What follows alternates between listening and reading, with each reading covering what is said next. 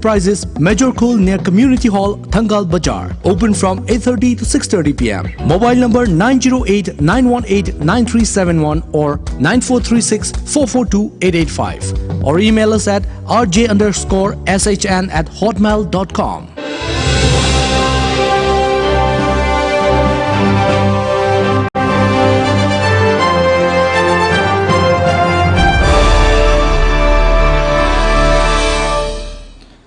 Kurumzare, Times of Manipur, Tom TV, the talking point, Miang Tabiriba, Kwaipunamapo, Ahan Maktada, Taram Noxari, Nasi Esi, Irai Mini, Iraigi, Akanabo Kudol,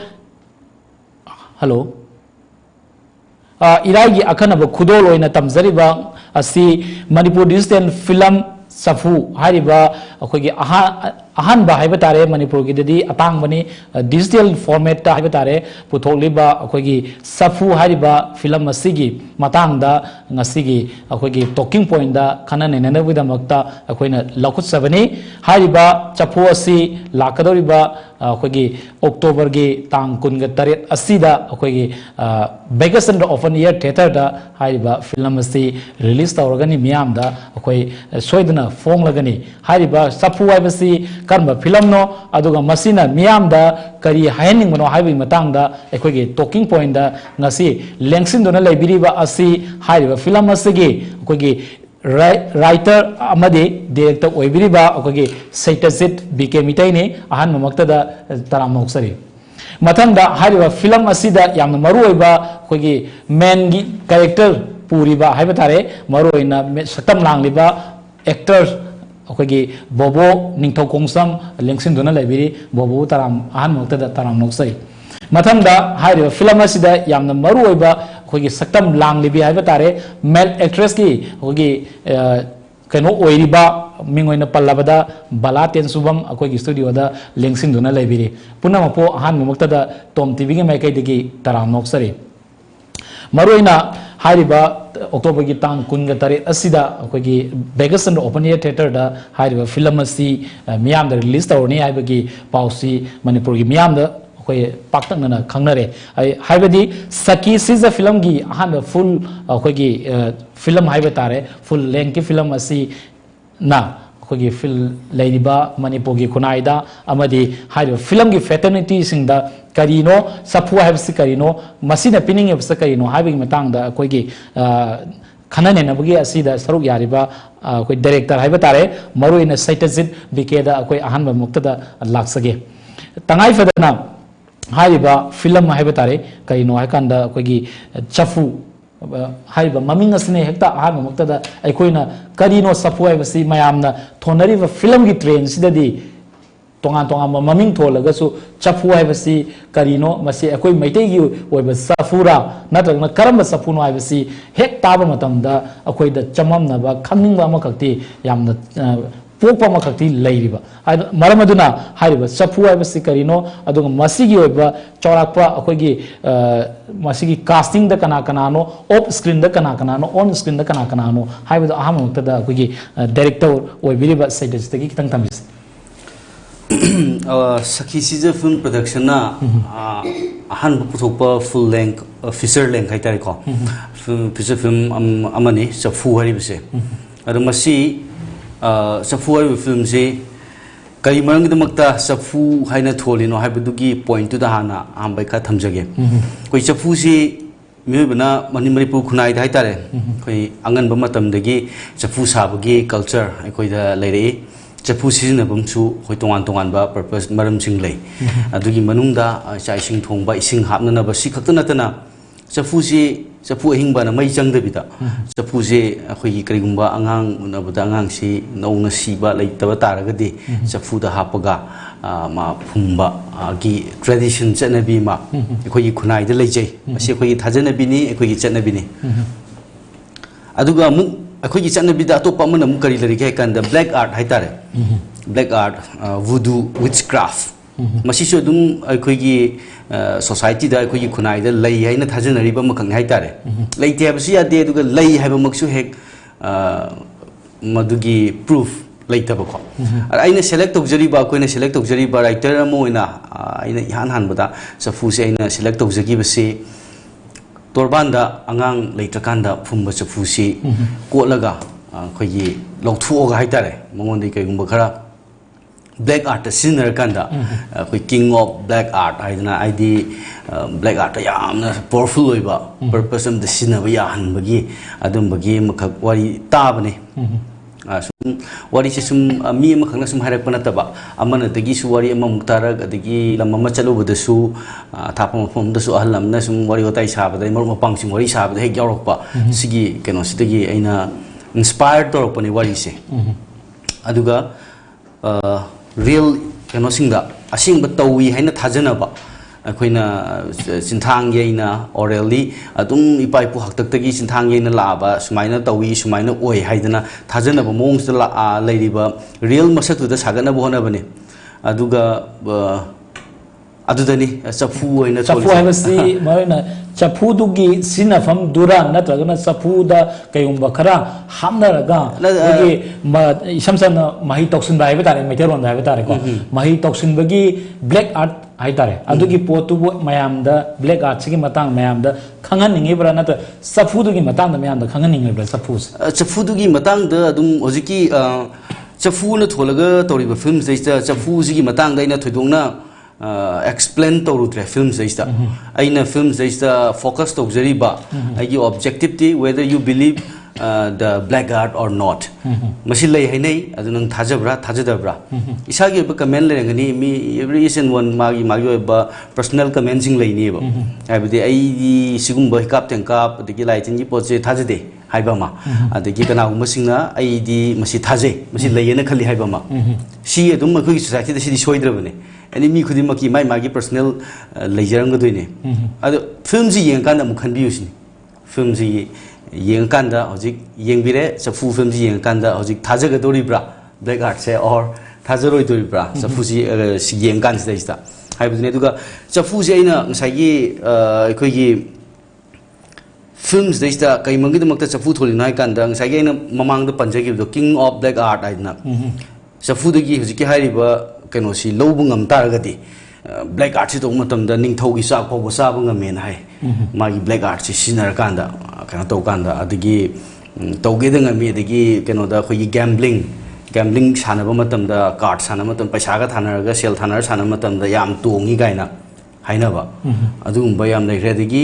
ꯑꯩꯈꯣꯏꯒꯤ ꯁꯣꯁꯥꯏꯇꯤꯗ ꯑꯩꯈꯣꯏꯒꯤ ꯅꯥꯀꯣꯡꯗ ꯑꯗꯨꯝ every ꯀꯩꯅꯣ ꯈꯨꯗꯤꯡꯃꯛꯇ ꯂꯣꯀꯦꯂꯤꯇꯤꯁꯤꯡꯗ ꯑꯗꯨꯝ ꯊꯣꯛꯅꯕ ꯃꯤ ꯑꯃꯅ ꯏꯃꯨꯡ ꯑꯃꯕꯨ ꯅꯨꯡꯁꯤꯗꯕꯗꯒꯤ ꯏꯃꯨꯡꯁꯤ ꯃꯥꯡꯍꯜꯂꯒꯦ ꯀꯥꯏꯅ ꯇꯧꯗꯅ ꯑꯩꯈꯣꯏꯒꯤ ꯕ꯭ꯂꯦꯛ ꯑꯥꯔꯠ ꯇꯧꯕ ꯃꯤ ꯇꯥꯟꯅꯗꯅ ꯃꯥꯏꯕ ꯃꯥꯏꯕꯤꯒ ꯇꯥꯟꯅꯗꯅ ꯂꯥꯏ ꯈꯣꯏꯔꯝꯕꯒꯤ ꯀꯩꯅꯣ ꯃꯌꯥꯝ ꯑꯃ ꯁꯨꯝꯕꯁꯤ ꯂꯩꯅꯔꯤꯕ ꯑꯗꯨꯅ ꯆꯨꯝꯒꯦꯔꯥ ꯆꯨꯝꯃꯣꯏꯔꯥ ꯑꯩ ꯐꯤꯂꯝꯁꯤꯅ ꯆꯨꯝꯃꯦꯁꯨ ꯍꯥꯏꯖꯔꯣꯏ ꯑꯗꯨꯒ ꯑꯩ ꯐꯤꯂꯝꯁꯤꯅ ꯃꯁꯤ ꯂꯩꯇꯦꯅꯁꯨ ꯑꯩ ꯄ꯭ꯔꯨꯞ ꯇꯧꯖꯕ ꯅꯠꯇꯦ ꯖꯁ ꯑꯣꯟꯂꯤ ꯑꯣꯛꯇꯣꯕꯔ 28 ꯑꯁꯤꯗꯗꯤ ꯍꯥꯏꯔꯤꯕ ꯍꯪꯉꯤꯕ ꯋꯥꯍꯪꯗꯨꯒꯤ ꯄꯥꯎꯈꯨꯝꯗꯤ ꯁꯣꯏꯗꯅ ꯂꯩꯕꯥꯛ ꯃꯌꯥꯝꯗ ꯄꯤꯔꯒꯅꯤ ꯍꯥꯏꯕ ꯋꯥꯐꯝꯗꯨꯅꯤ ꯑꯩꯅ ꯄꯤꯖꯒꯗꯕ ꯅꯠꯇꯦ ꯌꯦꯡꯉꯤꯕ ꯃꯤꯗꯨꯅ ꯗꯤꯁꯥꯏꯠ ꯇꯧꯕꯗ ꯑꯗꯨꯕꯨ ꯇꯥꯡ 28ꯇꯗꯤ ꯁꯣꯏꯗꯅ ꯕꯣꯔꯗꯇꯒꯤ ꯍꯥꯏꯔꯤꯕ ꯋꯥꯍꯪꯁꯤ ꯁꯣꯏꯗꯅ ꯊꯣꯛꯂꯛꯒꯅꯤ ꯍꯥꯏꯕꯅꯤ ꯑꯩꯈꯣꯏꯒꯤ ꯕꯂꯥ ꯑꯃꯁꯨꯡ ꯀꯩꯅꯣꯗ ꯕꯣꯕꯣꯗ ꯂꯥꯛꯇ꯭ꯔꯤꯉꯩ ꯃꯃꯥꯡꯗ ꯍꯥꯏꯕ ꯇꯥꯔꯦ ꯑꯦꯖ ꯑꯦ ꯗꯥꯏꯔꯦꯛꯇꯔ ꯑꯃ ꯑꯣꯏꯅ ꯍꯥꯏꯔꯤꯕ ꯐꯤꯂꯝ ꯑꯁꯤꯒꯤ ꯑꯣꯟ ꯗ ꯁ꯭ꯀ꯭ꯔꯤꯟ ꯑꯣꯐ ꯗ ꯁ꯭ꯀ꯭ꯔꯤꯟꯒꯤ ꯀꯅꯥ ꯁꯔꯨꯛ ꯌꯥꯕꯅꯣ ꯍꯥꯏꯕꯗꯣ ꯈꯤꯇꯪ ꯍꯥꯏꯕꯤꯌꯨ ꯃꯁꯤ ꯑꯩꯅ ꯈꯤꯇꯪ ꯆꯤꯠꯊꯔꯒꯁꯨ ꯑꯩ ꯈꯔ ꯃꯦꯟꯂꯤ ꯀꯩꯅꯣ ꯑꯣꯏꯅ ꯃꯄꯨꯡ ꯑꯣꯏꯕꯁꯤꯡ ꯍꯥꯏꯇꯥꯔꯦ ꯑꯩ ꯅꯤꯡꯁꯤꯡꯖꯅꯕ ꯍꯣꯠꯅꯖꯒꯦ ꯐꯤꯂꯝꯁꯤ ꯁꯈꯤ ꯁꯤꯖ ꯐꯤल्म प्रोडक्शन की बैनर मखादा पुथोक फिल्म सिगी प्रोड्यूसर ना आर.के. विक्रमजीत प्रोप्राइटर सखी सीजे फिल्म्स दुदगी अखोगी फिल्म सिगी राइटर गा डायरेक्टर गा ना आइना ओरे दगी ऑन द स्क्रीन हाइतारे ने एक्टर सिंग द बोबो लेरे बला तेंचुबम को दगी अतैदी सीनियर दा इधौ अदगी प्रियो गोपाल मिंगोइना पंजरे ओजा सिंसिगी अदगी ताऊ विश्वामित्रा अदगी फिल्म द नौमुन खोंग तासलेबा अनौबो एक्टर खरा ट्रेन एक्टर हाइतारे थिएटर की आर्टिस्ट याम यावरी अखोगी केनोसिदा प्रोडक्शन सिदा चिरंजीत अदगी दीपक जातिसोर देवान अदगी तेनाव फिल्म की म्यूजिक डायरेक्टर जोरिबा बैकग्राउंड स्कोर म्यूजिक डायरेक्टर ओरिबा तेनाव मसामक अदुम एक्ट तवी फिल्म सिदा अदगी playback singer Pushparani Huidrom Yumnam Suren cinematography Sanjoy सी आइस कैसाल फिल्म की सिनेमाटोग्राफर दुनी एडिटर सुर मंगांग मासु कैसाल फिल्म की एडिटर नि दुदगी mainly hai tare ko aina mak loi mang jang bathi ngamdre namdraga so khoi production side gi yang RK Bikramjit ki kenoda team da production manager oina Robikante Irom adagi Laimem Sarat Chandra moi sana khomba si team amani production side ta aduga khoi actor gi side di hoji hai duna ta aina maming pan bada matam lawrani yam yang more than 40 actors including the special appearance amuktang unna ba amuktang sun sa thong na bagi damakta sizina ba actors sing tharaga di punna ni fu artist ni fu mu film se involved tori yam ngai se khoi gi haiba film asida yamna maru oi ba haiba tare yamna main character oina puri ba haiba tare khoi gi bobo haiba khoi gi bobo da muk laksage ahan bada akoina kaisalda bobogi tongan ba talent sinsi akoina uba fangre kaisalda kamaina bobogi oiba talent magi art ki form si kadai fo expression tawi habisi akoina haifetang ubudi fangre du akoina ahan bada hana uzaki badadi bobosi social haibetare social organization makta leiram dana kogi state asigi samasa asigi sakhana bagi kogi khongthang kaya amakta lauba kogi masak nai ba miyo amakak oina urambadagi film da laktana hositi kaisal laibistagi bobosi kanano haibisi manipur gi miyam da yam chauna masak ta khre adubo hayo film asida anirak suna kogi saruk yadana khoi keno Chaphu sida khoi achouba role amakak lauri ahan maktada boboda thamjani wafam asi Chaphu asi kaino aduga masida langliba character si bobona lobiriba character si kaino si ahamada kitang kenang nambe. Thank you. Kanone Chaphu is the khoi ozabike na one the PB role ase main character with main character ni khoi balasi ki mapuroiba sa aduga role ne lawjabase adubu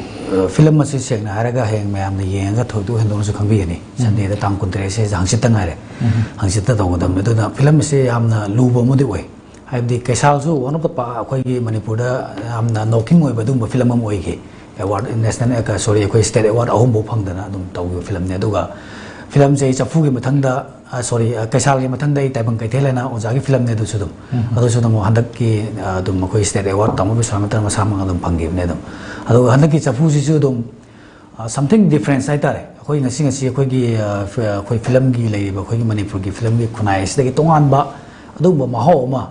oi ga dana khanjai hai gi film se manung da yaw ri ba then khoi gi acting mak ta oi ga so khoi cham nai oi da ba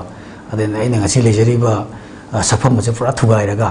atop look ama hai tare ko ai na punchi da ai oi rak ta look ama oi la ka na taw film ne du ma dona masi yeng bi ra khangani adu bo sengna film masi yam na khoin tarai di lobudi ade ai gi oina de aduga an me amasu film se pulli ko ko tamo be samatra de gi paung pe gopal idau ade senior actor me am me ori de khoi theater ga artist na ta se am boy ne film se ngon de yam challenging amadi oi si film se adugu film da tar ibu podina khoi na film da hana organization de somni pan bi organization na me am thabo me am tong jera me adugu something organization da to na khoi na sina khoi gi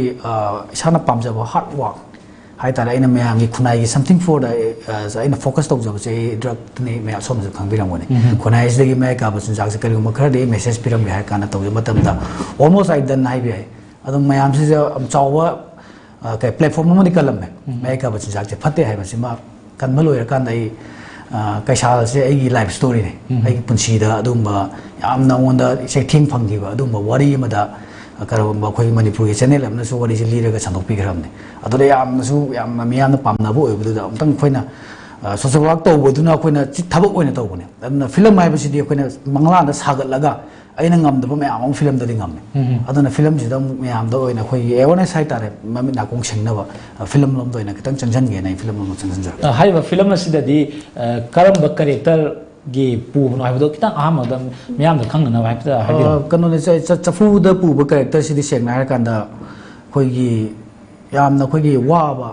mi hoi ma hai tare ko aduga khoi na ngamjada ba aduga subu no mo diam kan ba adum ba mi hoi ma gi character ne yam ngai se khoi film asida yamna maru oi ba thodang lori bi ha tare actress ki khoi gi thodang lori ba khoi balada mo lak sage ahan ba da khoi na tongan ba balagi film sum si me am do yeng ba matam dai ba tare yamna kitang top commercial film da gidi top top kitang oina akhoi ubodong tori ayamba matam da balana kumbi base ado hairiba chaphu ba film si masi kamaina director siga thengna khibano do kamaina assignment launaraga masi wari si ai isanaga ngamani natraga kari wari noga haiba si kamaina adjust kamaina togi do ahamda kitang thame sigi matang da thengna khibasi dabi ke ga ai se ai gi ai anti theater da artist oina theater yaar le jai ai gi theater gi oiba play ama khakta dabi ke se theater kano da akoi anti theater da play yeng bala khibane changa ngai uche call gi sida sida yeng bala khibadagi dabi ke ga ai ga se han boina sakhang na ki adu dagi dum pau phona re dabi ke na film tawbra khot pra smai nang acting nuai khole ma film ma taw do le khole na mai na hai ai ke sky de dum tawri taw se makha da su dum have de adu nimitagi dabi ke ga ai ga se sakhang na re khang na matung dabi ke adu nimit sida phone number law na re adu matung da dabi ke yum da la matung da film sigi matang da what is personally script sigi padana script se kano tawru badagi dabi ke na lirak padagi script se tar badagi aingonda yamna kai hain hena kano ma film se da script se da tongan ba kano ma yaw badong na tawe hena aingonda isa da chafu film se tongan ba kano ma phau bagi am ka hena tawning ba ama phau badagi taw khibana hai ba film asi da di character si kari gi character pubi bano do kitang ai character se nungai ba saruk tiam te yaudre keno ne ai gi character se yamna kitang lui mayam na su ye hayeng keno da film da ye nga budi khang bir gani lai tongira saikrenarira kai no ma thong rong khang da ba character um khang yamna khoi gi kitang lutak to wa haiba dare na ko sa da di haiba ato to pa film mayam duga yeng ro ga di kitang top top makhala makaki oi ba character ma di oi haibani yam ngai se matham da koi director shaida sita lak sage film si isana what is story line up si sana to bi bani haiba ma wa fam ma thabi gre film si what is line up to ro matung da kamaina artist si masiga sana ba artist si kamain choice to ke khalak ke habu dugi matang duma kitang thambi aduga masigi film se namna na hona lo tamda pre plan ai tare pre masig da tha ke amu sange habu du kitang thambi ahan bagi film sigi casting gi matang do adu hana thamjege casting ji film ji story lineup loire kanda man casting ji character mari manga adu maina lay sikhi balagi ma protagonist ne nupi je supporting ju yaw di haitare supporting yaw de sin amani gi damakta yawi macha macha gi damakta aduga maonda support tongna ba atopa female actor yaw di haitare character se support obo matum dani ma ai kana to godagi se ziki play ma balana su zik pan gi ba play si yengu da ma play da yoram badagi thena na ma gi potential doina si api ai na khanjari se na to bodagi yam successfully ina khalam badu mak oi dana mai paki haitare balagi si madagi bobo gi sina ai gi marup se kaisal dagi su hominarak pani hoi ma hana actor dinate everyone knows ma social activist am oina work torok pamini adu monda chawraba film amagi lead role puhan bai base araiba madina te hajariba adu kaisalda aina maga loinari ngai matamda monda yawriba magi skill aina uba tongan ba kharasu lei honaningba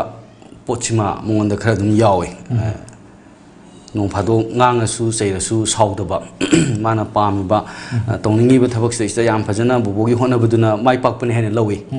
bobona films da mai pakpadi magi tongan ba hana gi experience me amna nate mana actor isde magi thada jariba magi labor magi hona jamanna ne haiba tai adumai tokna boboga balaga gi casting jima phangum matungda atai singse ai star cast rom da di yangjadre di film je aina puthokaduri si yam kaman mit mang da film kuding ge yam bu udran le actor sing aina appear to honba pamakta ba abadi anoba sengkalakpa ka anoba sengkat pasu sengkat pani adugi mathakta ngasai gi stories to yawri ba character si ai new look natraga acting yam haigada ba load tobada character si load tobada pubung ngomgadaba actor pamakpa kaigumba anti-theater sida wali balasi thengnaram draba tholaba kaigumba bobosi kaigumba kharada akogi assignment si yaraktaba oitaragadi karma artist choice tawine film stuff adu leite leite karamba choice tawada ge ngon option leite adu ai hojik tagi hobotai kaigumba moi hojik yadren khalasine ai hojik tagi ai khanba hodong mangaire armai taw nami kup sida ina adugi atopa another option du kanano haibda ina mi kup sida adugi pakhum du mudi pibung amjetre maram de ai matam sangna khangeni singjoi soidana mabani mak actor oina ina khali sisu yam sangna khalla kanda admaina casting ji pi gibane admaina adagi film zaista aya priyo gopal gi character ama yauri magi character si adum wari iringai dagi senior actor sing sidi sina toragadi aidna adumaina adum wari iringai manung dagi phau lai gi ngonda adum ai casting towe film si akogi number matam dai batare numit kya ni muki akogi shooting period si numit kya ni muki duration sangi 2016 da yan hana ai struggle kitang si yong lijar ha kedum 2016 da yai fathoni tawre ai fathoni tawraga film ji location se karai da namaga nungai ge dagi se khanbada mamme nampham se ane live sound da target to cinema se mai cine film is di koina audio visual ani gi kumai ni haib tare masi gi art ne ade visual du di camera na namada compulsory ta da go ta ga da leire audio se ina quality kitang hena pamna na ba du sam ga tare ai gi tongan ba ai gi ningje ba mugi makha da ina live sound lo ge ina khanjaki ba ana live sound lo da surrounding gi noise adagi tongan ba disturb to roidaba unwanted sound changoi location thi ba awabam ne lana yafa thongni lore matung da first location thi ba ko chale location thi ba chali trial shot ka che koi camera cham ba camera ma toraga trial shot ka che koi location da numidang namdana ga tawai hone adagi adumaina 2016 yafa thongni tawra matung da team stage da mi kra sum changes khara su leire habdi some ahong khara le ngam ngamdaba adai ngamna ba mong da kitang admaina khonaraga 2018 gi September gi tarik 16 da ihan han boina morong imkhol hariba village da camera thaba hogi armain tawduna 2019 gi I'm not sure adubu June natraga July waram do male July tang tara swai se loi gi bane handaki hogi ba se hisigi okay yam ngai se akogi हाइरिबा film असिगी अखोई मरुइबा अखोई थौदांग लौबिरिबा director ना film असि number होरपगी मतांग दा अखोई मागे वाफम सिंह थमखिबगा लोइनना अखोई हाइरिबा फिल्म असि मरुइना ब्लैक आर्ट तौबा अमखंगना युम अमखक्ता करी अहोंग पोरके हाइबदुगी मतांगदा अखोगी मयामदा मेसेज असोबा पीबा वाफम अमनी मेसेज पीबा अमनी हाइबी वाफम थमगा लोइनना अतिया अखोगी हाइबा फिल्म असगे टेलर मसा अतेनबा टेलर अमखा अखोई थमजगे टेलर की मतुंगसदा हाइबा फिल्म असते मरुइबा थोलांग लौइबा आर्टिस्ट अखोगी मेन कैरेक्टर पुरिबसिंगना फिल्म असि नंबर मतमदा करी अवाबा थेंगनबगे हाइबदुगी मतांगदा मु थमजगे अतेनबा trailer मखक थमजगे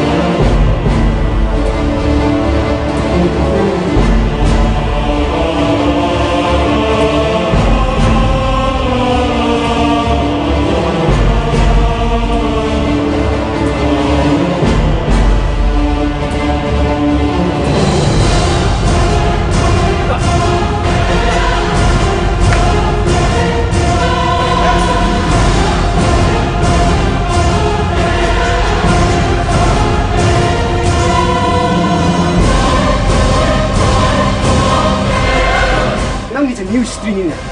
신노인 나빠하기 람라 나 임내가 있기 너무 많다. 내 윤래 가르치 너 말로 해 연어 소이래.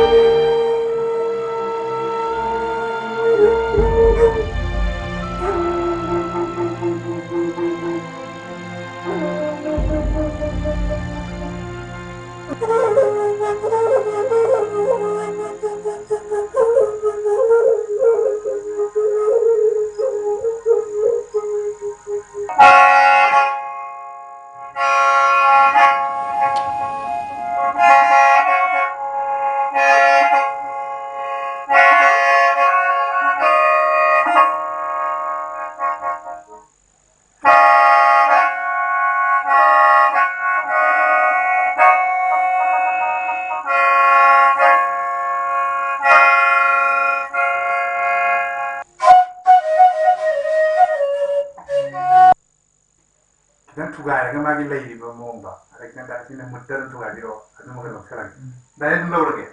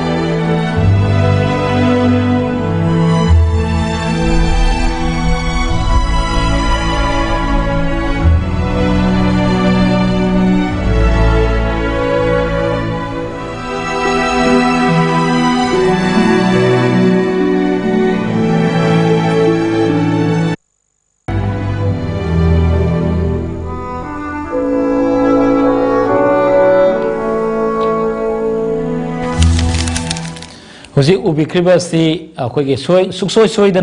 October kunga tareta akogi Vegasan open air theater da suksoi hariba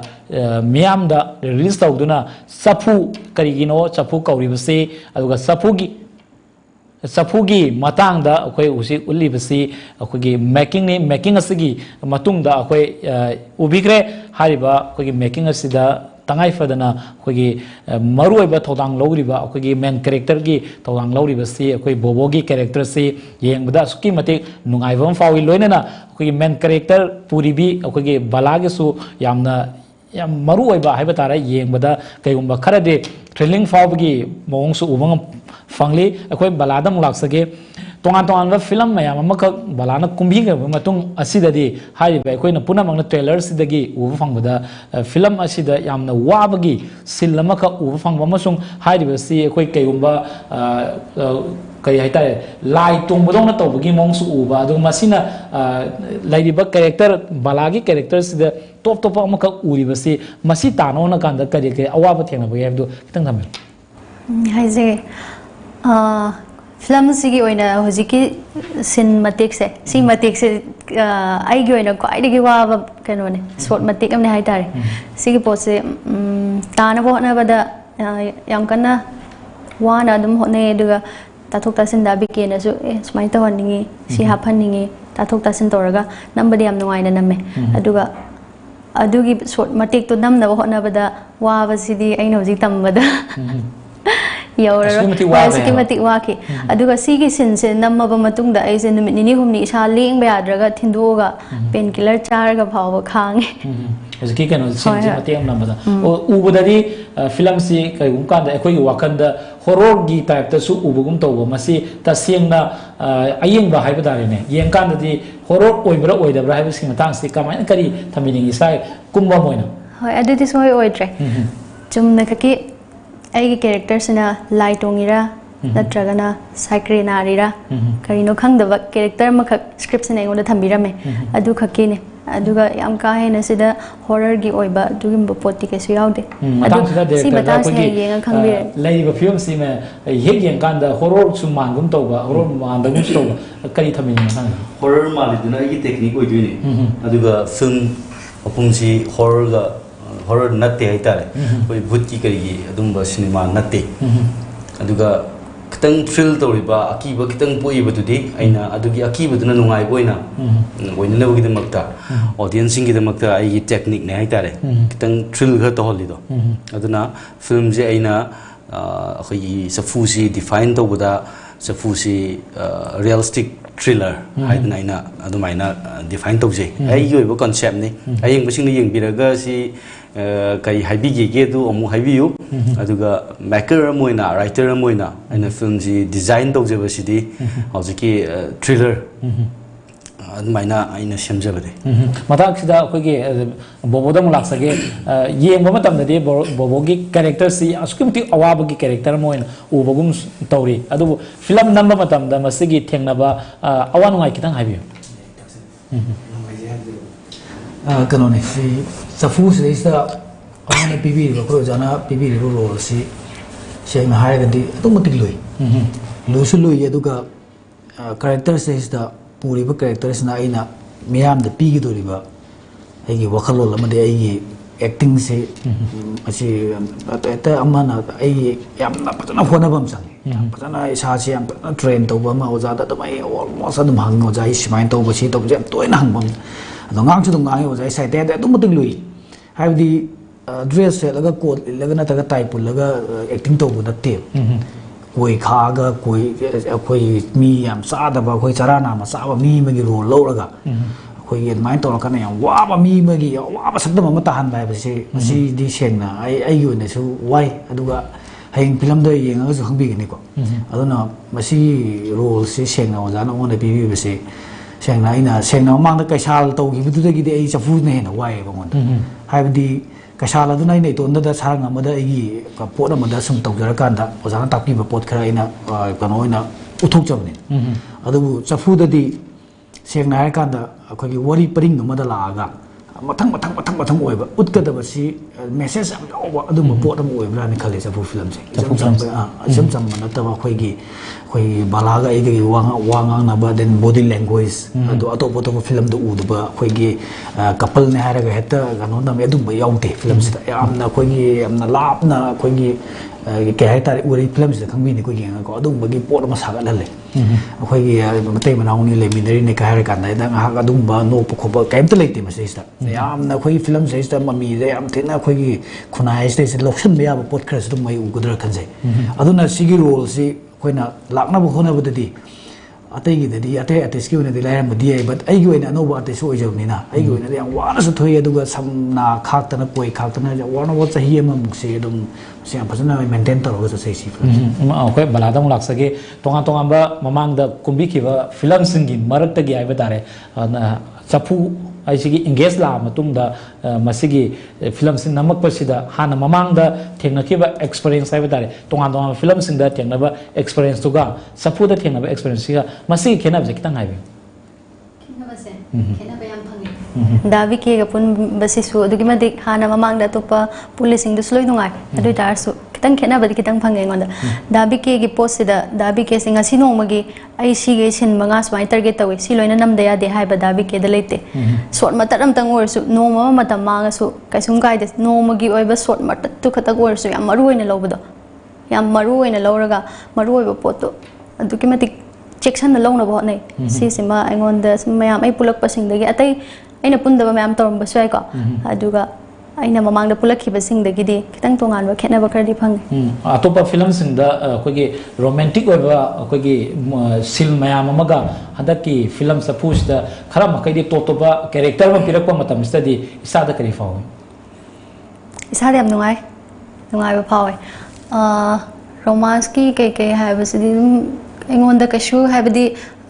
ꯌꯥम का है अरुबा कनोने खनदे एक्टिंग से हजिकान आगाम मचा इसे थार टिंग टिंग चोंग एक्टिंग से रोमांस की एक्टिंग से लो हईब पोने हंदक की कैरेक्टर दाबिके अगोंद पीबीब कैरेक्टर से सिमदी खितंग तोंगाले खितंग मयाम सिंगदुग येंगनाबदा होय खरा चैलेंजिंग होय होय होय होय ओके ओके अखोय डायरेक्टर दम लासगे तोंगा तोंगा फिल्म अनी खक पुथोफिग्रे ममांग द कैसाल अदि ताइबम गैथेन पुथोफिग्रे अदुगा हंतक की सिदा चफू हाइबम लाइ मसिगी चफू हाइबसी कोइना कमाइना हाइब तारे को मरोइना चफू की पोसी स्क्रिप्ट सी नतब अतोप हाइब तारे अतोप स्क्रिप्ट अमा लांखत पगी महुत चफू ओइना थवइना खल्लिबगी मरम से मसिगी करी करी ले तंग हाइब आई एक्सप्लोर तोंग बने अखोगी तमदम सिगी ब्लैक आर्ट से इसिंग सेन हाइ कांदा अखोगी ब्लैक आर्ट कदाय कदाय दे करी कई ले मैम अमा अखोई मैम सुन ताबिरंगबनी अखोगी मोरा नप्पा काय तवा सुंबजे अदुम आर अखोई अखोई थाजनबिन हाइतारे अखोगी मियोय कांगलुप सिगी हाइतारे तमदम सिगी थाजनबिनी अदु सि आई मैम द खंगहनिंग वर्ल्ड दा अखोइना साउथ ईस्ट एशिया की फिल्म मैम अमा येंगे लोई यावरे मोगी चनबी ना युमलै कइरे लोई उबा दुम फंगे अखोइदी सुंबगी फिल्म जे आई लेत्रिब्रा न खले ब्लैक आर्ट लेरमगा सुम अदुमदि आई खंगदबगिनी को अदु आइना खंगजब नॉलेज दा आई मसी थेंगनदे पाक अदुदा आइना याम इंटरेस्ट लेना हाइतारे अखोइ ब्लैक आर्ट की फिल्म जे तोवे आइना लमदम से ब्लैक आर्ट की चनबी म लेरी मसी ब्लैक आर्ट आइबिसिमक्ति हॉरर दि नत्ते सिंगशन हाय कांदा दि तमनबै पोतु आइना अदोमदा जंगजनजब नत्ते तमनबा बुनना खंगनबा अदुमबै पोतु नत्ते ब्लैक आर्ट की प्रैक्टिस एंड इफेक्ट्स मसी की थाजनबीदो वारी मैम अमा ले इस मैम सु मैम ने तानर माते मैम ने तारी दुमंग ने सेमगचरिबो वारी सिसु खोई मी मना सुमाइ सुमाइ तौना सेमजलक मतमदा मी अमदा पानबा अदु मी से नंगजे मी की पोसेम यावरे मी न नंगोंद सेमजन बिरे मदु कोकननबा सुमाइना मु लाइटिन योइबा लाइ खुरम थोक्सी सी तौसी हाइदना थाजनबिगी थबक थोरम तौबो मयाम सिदे दुम अखोइगी युमलकता अखोइगी मरकता अखोइगी खुनाइसता थोग लेरिबो पोने अदु जुना स्क्रिप्ट ओइबने आइगी चफू हरिबो फिल्म से इसेंग सेंग हारकान अदु चफू ओइसे सिदगी हेना चानबा ममिंग सुमुक लेतबादी जैना ब्लैक आर्ट सिनेदना खोइरुना मी सायना खोइरुना साबा मी न थोलगा तौबे याय अदुबु आई खोइरुना साबा मी दो चफू ओइबा फिल्म सिदा अदुगुंबगी केनो दु यावदे मेनली ना टारगेट तौजरीदी हुजिकी तोरबान द फुमिबा पोकदा लेखिदबा अंगांग नौरिबा था नौरिबा अंगांग चफूदा हापगा फुमिबा अंगांगसे तोरबान द फुमिबसी कोटलगा अखोय अंगांग मोइदगा तारी उई खोइसु नम तोरबान द सै युंगगा फुममबगी अंगांगसे फुममबगी हुइना कैना खोथोकिदना बा काइदना सै युंगछलगा थमिरगा न सैगे युंग लेबिसि उइयेबा सुम इमानबसिंग सानाबदा दगी सुम अखोयगी मथकी जनरेशन की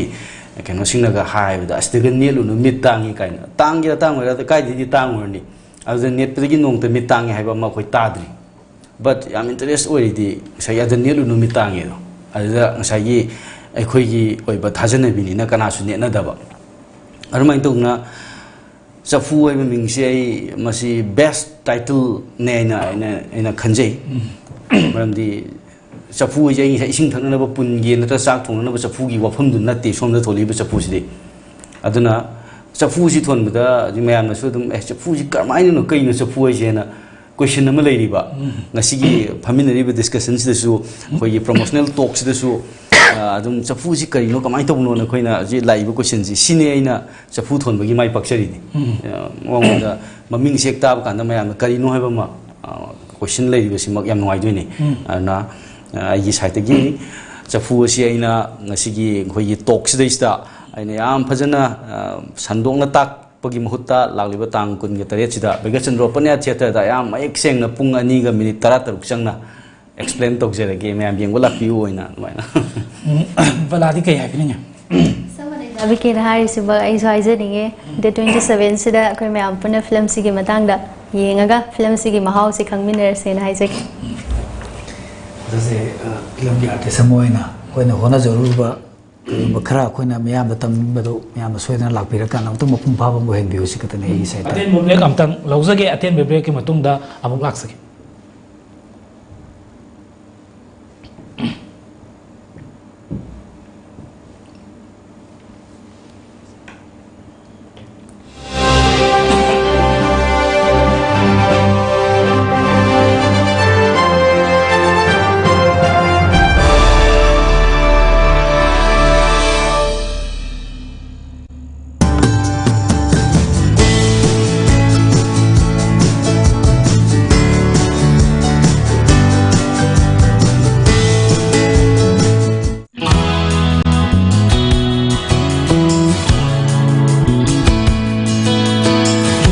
ꯃꯅꯤꯄꯨꯔꯗ ꯏꯍꯥꯟ ꯍꯥꯟꯕ ꯑꯣꯏꯅ ꯂꯝꯖꯤꯡꯕ ꯖ꯭ꯋꯦꯂꯔꯤꯅ ꯃꯥꯔꯀꯦꯠꯇ ꯐꯪꯕ ꯁꯅꯥ ꯃꯌꯥꯝꯁꯤꯒꯤ ꯀ꯭ꯋꯥꯂꯤꯇꯤ ꯆꯦꯛ ꯇꯧꯕꯒꯤ ꯈꯨꯗꯣꯡꯆꯥꯕ ꯄꯤꯖꯔꯤ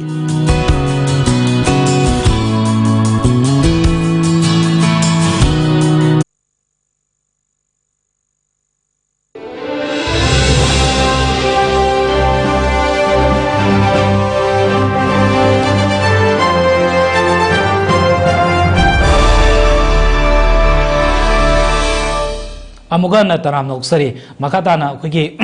बोबोदम लाक्सगे गोकी फिल्म असिगी अखोगी नम नबो होनब मतम दाइबा तारे यामना नुंगाइगिबा मोमेंट नाइबा तारे खितंग थम्बियो सेंना हाजिरगदि फिल्म असी नमनब होनबदा नुंगाइबसे नुंगाइदु हारगदि अखोगी ngam पांडम अमा ngamapagi pot ama dum oi habidi pb riba acting sing se sida film se yaw script sing se adu mutig loi ai goina adubu adum ojana ai fek loi ba kanda oja sai hujik to budu yar ba sam hangal le si wa se yam toy no sa adu ojana no fet asi yare har bu madu no kwai ngai bo ai movement dai sa dai ta ena ngatang sin nam oja ki kitang serious magi pot kudu mu to ko oja se kitang serious oi ta ta ta namjal la si na traga si toksal la si hai ba si leite oja sai chan du thambi gere sin manga oiraga su sin manga da nam de ade cover to de ade have leite oja da na aina to do riba just a minute ani gi sin nam oi ta sin do sit na ta de go oja da hanjan hanjan tek se manga na ta tar to sum to har ka ne adu mai na to bo section do pot am oi bni na aina act to juru matam se da loira kan oja ya ra ba na kan oja na ya re bai hai ba do ma tu nu ngai ba se se de he na mo na le se ti balagi de kari thamini nga pe ta nu ngai ba sin jara ngai ba se ai khoi ngai jai se si film sida film si gi team ji pun bada dabi ke gi yamna section jaba se si am ngai jai so matat am or su ai mamang da se pan jagre si mata si ma sida no ma changa su kaisum kai da ge yam thawai yaw na number se si ai yam ngai se ai ha pe ta ha bi kwai di nu ngai gi ꯑꯁ ꯑꯩꯒꯤꯗꯤ ꯅꯨꯡꯉꯥꯏꯕꯒꯤ ꯅꯨꯡꯉꯥꯏꯕ ꯉꯥꯛꯇꯅꯤ ꯋꯥꯔꯤ ꯏꯕ ꯂꯣꯏꯔꯛꯄꯗꯒꯤ ꯅꯨꯡꯉꯥꯏꯈꯤꯕꯗꯨꯅ ꯋꯥꯔꯤꯁꯤ ꯂꯣꯏꯔꯦ ꯏꯕ ꯂꯣꯏꯔꯦꯅ ꯇꯧꯕꯗꯨꯗꯒꯤ ꯅꯨꯡꯉꯥꯏꯔꯛꯄꯗꯨꯅ ꯌꯥꯏꯐ ꯊꯧꯅꯤ ꯇꯧꯔꯛꯄ ꯑꯗꯒꯤ ꯑꯥꯔꯇꯤꯁ ꯐꯪꯒꯠꯂꯛꯄ ꯁꯨꯇꯤꯡ ꯃꯅꯨꯡ ꯅꯨꯡꯉꯥꯏ ꯂꯣꯏꯅꯃꯛ ꯅꯨꯡꯉꯥꯏ ꯑꯗꯨꯕꯨ ꯅꯨꯡꯉꯥꯏ ꯌꯥꯏꯐꯕ ꯏꯃꯨꯡꯒꯤꯁꯨ ꯑꯋꯥꯕ ꯂꯩꯕ ꯑꯗꯨꯃꯥꯏꯅ ꯇꯧꯗꯅ ꯅꯨꯡꯇꯤꯒꯤ ꯑꯩꯅ ꯅꯨꯡꯉꯥꯏꯕ ꯅꯨꯃꯤꯠ ꯈꯨꯗꯤꯡꯒꯤ ꯑꯋꯥꯕꯁꯨ ꯑꯗꯨꯝ ꯂꯣꯏꯅꯔꯒ ꯆꯠꯈꯤ ꯑꯗꯨ ꯑꯩ ꯑꯋꯥꯕꯁꯤꯡꯗꯣ ꯂꯣꯏꯅ ꯀꯥꯎꯊꯣꯛꯆꯔꯦ ꯍꯧꯖꯤꯛꯇꯤ ꯐꯤꯂꯝ ꯂꯣꯏꯔꯕꯅꯤꯅ ꯑꯩꯅ ꯑꯩꯈꯣꯏ ꯑꯋꯥꯡꯕ ꯆꯤꯡ ꯑꯃ ꯀꯥꯀꯥꯟꯗ ꯀꯧꯕ꯭ꯔꯨ ꯀꯥꯀꯥꯟꯗ ꯀꯥꯔꯤꯉꯩ ꯃꯅꯨꯡꯗ ꯌꯥꯝ ꯋꯥꯕꯗꯣ ꯑꯗꯣ ꯀꯥꯗ꯭ꯔꯤꯉꯩꯗꯁꯨ ꯑꯩ ꯆꯤꯡ ꯑꯃ ꯀꯥꯗꯣꯔꯦ ꯍꯥꯏꯕꯒꯤ ꯑꯩꯉꯣꯟꯗ ꯅꯨꯡꯉꯥꯏꯕ ꯂꯩꯖꯕ ꯀꯨꯝꯃꯛꯑꯀꯥꯟꯗꯁꯨ ꯅꯤꯡꯁꯤꯡꯉꯒ ꯅꯨꯡꯉꯥꯏꯕꯗꯣ ꯑꯗꯨꯃꯥꯏꯅ ꯇꯧꯅ ꯑꯩꯉꯣꯟꯗꯗꯤ ꯅꯨꯡꯉꯥꯏꯕꯒꯤ ꯅꯨꯡꯉꯥꯏꯕ ꯉꯥꯛꯇꯅꯤ ꯑꯩꯉꯣꯟꯗ ꯑꯋꯥꯕ ꯃꯆꯦꯠ ꯑꯃꯠꯇ ꯌꯥꯎꯗꯦ ꯑꯩꯅ ꯑꯍꯤꯡ ꯇꯨꯝꯗꯕꯗꯣ ꯅꯨꯃꯤꯠꯇꯨꯒꯤ ꯑꯩꯒꯤ ꯇꯨꯝꯅꯤꯡꯉꯤꯉꯩ ꯉꯥꯏꯍꯥꯛꯇꯪꯗꯨꯒꯤ ꯉꯥꯏꯍꯥꯛ ꯋꯥꯔꯝꯕ ꯌꯥꯏ ꯑꯗꯨꯕꯨ ꯊꯪꯅꯕ ꯃꯤꯀꯨꯞꯇ ꯅꯨꯡꯉꯥꯏꯕ ꯑꯣꯟꯈꯤ ꯁꯛꯁꯦꯁ ꯑꯣꯏꯕ ꯑꯩꯒꯤ ꯑꯩꯅ ꯈꯟꯖꯕ ꯌꯥꯝ ꯁꯛꯁꯦꯁ ꯑꯣꯏꯕ ꯐꯤꯂꯝꯁꯤ ꯂꯣꯏꯔꯕ ꯃꯇꯨꯡ ꯂꯥꯏꯟ ꯑꯞ ꯇꯧꯕ ꯃꯇꯝꯗ ꯄꯨꯡ 3 ꯈꯔ ꯍꯦꯟꯅ ꯁꯥꯡꯉꯤ ꯃꯥꯒꯤ ꯀꯩꯅꯣꯁꯦ ꯂꯥꯏꯟ ꯑꯞ ꯍꯥꯏꯇꯥꯔꯦ ꯄꯨꯡ 3 ꯈꯔ ꯍꯦꯟꯅ ꯁꯥꯡꯕꯁꯤ ꯍꯧꯖꯤꯛ ꯐꯖꯅ ꯌꯥꯝ ꯐꯥꯏꯟ ꯏꯗꯤꯇꯤꯡ ꯑꯃ ꯇꯧꯔꯕ ꯃꯇꯨꯡꯗ ꯄꯨꯡ 2ꯒ ꯃꯤꯅꯤꯠ 16ꯅꯦ ꯃꯥꯒꯤ ꯑꯁꯦꯡꯕ ꯑꯩꯈꯣꯏꯅ ꯗ꯭ꯌꯨꯔꯦꯁꯟ ꯐꯤल्मꯁꯤꯒꯤ ꯑꯗꯨ ꯁꯤꯗꯗꯤ ꯑꯩ ꯑꯗꯨꯛꯀꯤ ꯃꯇꯤꯛ ꯅꯨꯡꯉꯥꯏꯔꯦ ꯐꯤꯜꯝꯁꯦ ꯍꯧꯖꯤꯛꯇꯤ ꯑꯩꯉꯣꯟꯗ ꯑꯋꯥꯕ ꯃꯁꯤ ꯑꯝꯇ ꯂꯩꯇ꯭ꯔꯦ ꯑꯋꯥꯕꯁꯤꯡꯗꯣ ꯂꯣꯏ ꯀꯥꯎꯈ꯭ꯔꯦ ꯍꯥꯏꯇꯥꯔꯦ ꯁꯣꯏꯗꯅꯃꯛꯀꯤ ꯑꯩꯈꯣꯏ ꯇꯥꯡ ꯀꯨꯟꯒ ꯇꯔꯦꯠꯁꯤꯗꯗꯤ ꯂꯩꯕꯥꯛ ꯃꯌꯥꯝꯗ ꯍꯥꯏꯕ ꯇꯥꯔꯦ ꯃꯇꯝ ꯀꯨꯏꯅ ꯑꯩꯈꯣꯏ ꯆꯍꯤ ꯑꯍꯨꯝ ꯃꯔꯤ ꯆꯪꯅ ꯋꯥꯈꯤꯕ ꯃꯌꯥꯝꯗꯨ ꯁꯣꯏꯗꯅꯃꯛꯀꯤ ꯃꯤꯌꯥꯝꯗꯗꯤ ꯁꯥꯐꯣꯡꯂꯒꯅꯤ ꯑꯗꯨꯒ ꯆꯐꯨ ꯍꯥꯏꯕꯁꯤꯅ ꯐꯣꯡꯗꯣꯛꯅꯤꯡꯉꯤꯕ ꯀꯔꯤꯅꯣ ꯍꯥꯏꯕꯁꯤꯃꯁꯨ ꯁꯣꯏꯗꯅꯃꯛꯀꯤ ꯇꯥꯡ ꯀꯨꯟꯒ ꯇꯔꯦꯠꯁꯤꯗ ꯈꯪꯉꯒꯅꯤ ꯂꯣꯏꯁꯤꯜꯂꯛꯄꯁꯤꯗ ꯑꯩꯈꯣꯏ ꯗꯥꯏꯔꯦꯛꯇꯔꯗꯒꯤ ꯈꯪꯖꯅꯤꯡꯉꯤꯕ ꯃꯐꯝꯁꯤ ꯃꯅꯤꯄꯨꯔ ꯐꯤꯂꯝꯒꯤ ꯇ꯭ꯔꯦꯟꯁꯤ ꯍꯧꯖꯤꯛ ꯆꯠꯂꯤꯕ ꯇ꯭ꯔꯦꯟꯁꯤ ꯀꯃꯥꯏꯅ ꯂꯩ ꯈꯤꯇꯪ ꯊꯝꯕꯤꯔꯝꯃꯨ ꯃꯁꯤ ꯑꯩꯅ ꯍꯥꯏꯕꯗ ꯑꯩꯒꯤ ꯑꯦꯛꯁꯄꯤꯔꯤꯌꯦꯟꯁꯇꯒꯤ ꯑꯗꯨꯝ ꯍꯥꯏꯖꯔꯒꯦ ꯑꯩ ꯊꯣꯏꯗꯣꯛꯅꯁꯨ ꯈꯪꯕ ꯅꯠꯇ꯭ꯔꯤ 2012 ꯁ꯭ꯋꯥꯏꯗꯒꯤ ꯆꯪꯁꯤꯟꯖꯔꯛꯄꯅꯦ ꯐꯤल्मꯒꯤ ꯋꯥꯔꯜꯁꯤꯗ ꯃꯅꯤꯄꯨꯔ ꯐꯤल्मꯒꯤ ꯏꯟꯗꯁꯇ꯭ꯔꯤꯗ 2012ꯗꯒꯤ ꯆꯪꯁꯤꯜꯂꯛꯄꯁꯤ ꯍꯧꯖꯤꯛ ꯐꯥꯎꯕꯗ ꯐꯤल्म ꯑꯍꯨꯝ ꯈꯛꯇ ꯉꯥꯏꯔꯤ ꯆꯍꯤ 7 ꯑꯃꯨꯛꯁꯤꯗ ꯑꯩꯅ ꯄꯨꯊꯣꯛꯄꯁꯦ ꯑꯗꯨꯕꯨ ꯇꯦꯟꯈ꯭ꯔꯕ ꯗꯦꯀꯦꯠꯁꯤꯒꯤ ꯃꯅꯨꯡꯗ ꯍꯥꯏꯕ ꯇꯥꯔꯦ ꯗꯦꯀꯦꯠꯁꯤꯒꯤ ꯃꯅꯨꯡꯗ ꯑꯣꯏꯔꯛꯏꯕ ꯐꯤल्मꯒꯤ ꯏꯟꯗꯁꯇ꯭ꯔꯤꯒꯤ ꯆꯦꯟꯖꯦꯁ ꯑꯗꯨꯒ ꯁꯤꯒꯤ ꯃꯌꯥꯝꯁꯤ ꯑꯩ ꯇꯁꯦꯡꯅ ꯌꯦꯡꯉꯒꯗꯤ ꯑꯩꯉꯣꯟꯗ ꯄꯣꯏꯟꯠ ꯑꯅꯤꯈꯛꯇ ꯑꯩ ꯄꯥꯎꯗꯝꯖꯒꯦ ꯄꯣꯏꯟꯠ ꯑꯃꯅ ꯐꯤल्म ꯐ꯭ꯔꯦꯇꯔꯅꯤꯇꯤꯗ ꯂꯩꯔꯤꯕ ꯑꯥꯔꯇꯤꯁꯠ ꯑꯗꯒꯤ ꯀꯩꯅꯣꯗ ꯑꯩꯈꯣꯏꯒꯤ ꯄꯣꯁꯠ ꯄ꯭ꯔꯗꯛꯁꯟꯒꯤ ꯑꯗꯒꯤ ꯐꯤल्मꯒꯤ ꯀ꯭ꯔꯤꯎ ꯃꯦꯝꯕꯔꯁꯤꯡ ꯑꯦꯕ꯭ꯔꯤ ꯈꯨꯗꯤꯡꯃꯛ ꯂꯣꯏꯅ ꯆꯥꯎꯈꯠꯂꯦ ꯍꯥꯟꯅ ꯐꯪꯉꯝꯕ ꯄꯩꯁꯥꯗꯒꯤ ꯍꯦꯟꯅ ꯐꯪꯅꯔꯦ ꯑꯗꯒꯤ ꯌꯥꯝꯅ ꯑꯦꯗꯚꯥꯟꯁ ꯑꯣꯏꯕ ꯏꯀ꯭ꯋꯤꯞꯃꯦꯟ ꯃꯌꯥꯝ ꯑꯃꯐꯥꯎ ꯍꯧꯖꯤꯛꯇꯤ ꯌꯧꯔꯛꯑꯦ इक्विपमेंट मैम लेरे याम नुंगाइरे सिगिदमक्तदि लुरिबदि अखोइगी फिल्म की मराइब हेन लुसलीसे फिल्म से नंब लोरब मतुंगदगी लुब होरप हाइतारे उठफम मफम चाब लेतबा अखोइगी अदगी फिल्म सिगी होजिक मैम ngarang han कुइद्री पेपर दा बाजार दा से सिनेमा हॉल अमखक्ता ngaire हाय फिल्म उलिबसे अमखक्ता ngaire अदुदि फिल्म अना लौगदोरी सि खांगेन फम योरेन लौता हाबदि एसिदि लोइरेना अना सोंगी पॉइंट यंगागदि सिनेमा हॉल उठफम मफम चानले सरकारनसु जी MSFDS ता डिजिटल इक्विप खिलेना आई ताजरी बसी रेगुलर सिनेमा उत्पन्नते सिनेमा येंग मसे तोइना मयाम सिनेमा येंबगी खुदोंजा फंग नतेबा प्रोड्यूसर मयाम न स्टेज फिल्म प्रीमियर काप कांदा खर येंग नतना अदुना सिनेमा हॉल डायरेक्टरी बिसिंगसे साबिरगदि हजिक थीरिब लाइबक थीबगी कंडीशन अमद लेइसतगी खरेना फगल थीदबसु याय बलादा मुलासगे मरोइना आर्टिस्ट अमोइना होगी हजिकसी एल्बम की मतमसु होय अदुगा फिल्म से सही मदा यामना पुथोय हाबगी रेकॉर्ड अमकसु फिल्म फोरम मणिपुर द लई तौबदबो फिल्म सिंग असि उठफम लेतबा अमसुंग का हेना अखोइगी मियामना येंगनदबो दong तौबा मसी अखोइगी आर्टिस्ट सिंगी मागी एक्टिंग मूवमेंट से सब सब मानबदौनगसु उबा अदो आर्टिस्ट अमोइना करी अरोइबदा करी तमिलिंग मैं फाउद हाइजेगे हई इसामक्सु सुम मणिपुर फिल्म से फिल्म तौरगा फिल्म होल्ले हाइबे नतबको येंगबदा फिल्म से हेक ngasi ama kapani heng ama kapani maming tongan tongan bo orsu film sing se wari di iman mana badong na loin tawba aduna artist sing sina ek tawba matam da su mamang da sida film ama da ek tawgi ba da su sta tawgi ba da su iman mana san ba oiba sina ne yamba baba walak pa maram se sa ni bon masam na thanglo ai oina di sumni sense mani film the sense me mam lere ko masi di sahi kun tra ni mamang se celebrate film lere ngai matam da wa पैसागी कई मपालम मी लागा नमेने को using असिदी खो जान तापि दुमाइना खोगी खुनाय S लेबे खो मितै की खो कंगलै चा सिंग सिना नोइन बक तौब ngame एडिटिंग द खंगदे BFX द खंगदे एवरीथिंग क्वालिफाइड ओबे मी म्याम लेरे अदुबु आइगी वाखने मसे खोइना फिल्म से खोइ मणिपुर की फिल्म से खोइ से स्वाइद सुम खोइ कांगपुपी योदबगी पोन अमद चतप असे याम नुवाइजदो एक्टर अमन तबे आर्टिस्ट अमन हाइता एक्टर बोंग से दे केम तको आर्टिस्ट अमन कितंग अखोगी फिल्म से थाईलैंड द शो अम तंग कापी नतगा अदु कापी कायना नत्रगना अखोगी स्टार मूवी दो ओबे नतगना WHO दो ओबे एनी मफम अमदग आकल आ अखोगी आइगी फिल्म ओबे आइदर अतोप फिल्म ओबे बट मणिपुर की लेबे फिल्म से यामना थाक वांगनिंग हाइता अखोइना फिल्म सही द फिल्म लिसिंग अम पुथोक नते अखोइ मैम पुछलगा फिल्म अमग तंग पुथोक से अदुना एशिया से कंकर तो बुंगा फिल्म होने पुथोक याम नुंगाइ लोइसलकपदा अखोइ डायरेक्टर बीके सेटाजिना फिल्म असिगी अखोइ चफुगी मतंगदा मियामदा अखोइ अरोइ बाइबा तारे वाफम बाइबा तारे अमतंग थंबियो Chaphu ki matang da thamjaning basi ngasai su panjagi bduni do you believe in black art or not hikap tengkap khunai da koina ngangnari basi adom thajabibra or thajabidabra masi confuse len basi ai jing masi bu thajasira or thajagum sira na confuse len basi ai mayamna masi confuse se film si yeng khan soi dana ki tangkun ga tare sida board ta khangani khangani adu da khan biro si film si yeng biro adu ga hojik film si yeng matung sida ai black art thajasira or thajagum sira ai do adu khan bada yam nungai ni mayam yeng bi haijini yam ngai se ngasi tom tv gi talking point da ko gi irai nimiki akhana ba khudol oina tamjari ba manipur digital film Chaphu gi matang da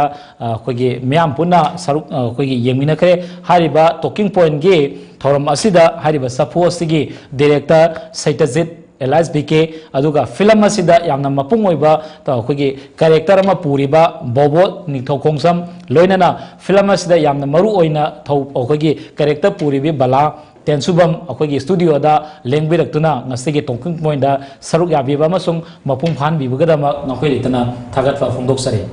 ngasigi oinadi tomtobina kudon tamjaba talking point miyeng tabiriba khwai punamapo amukhana kurumjari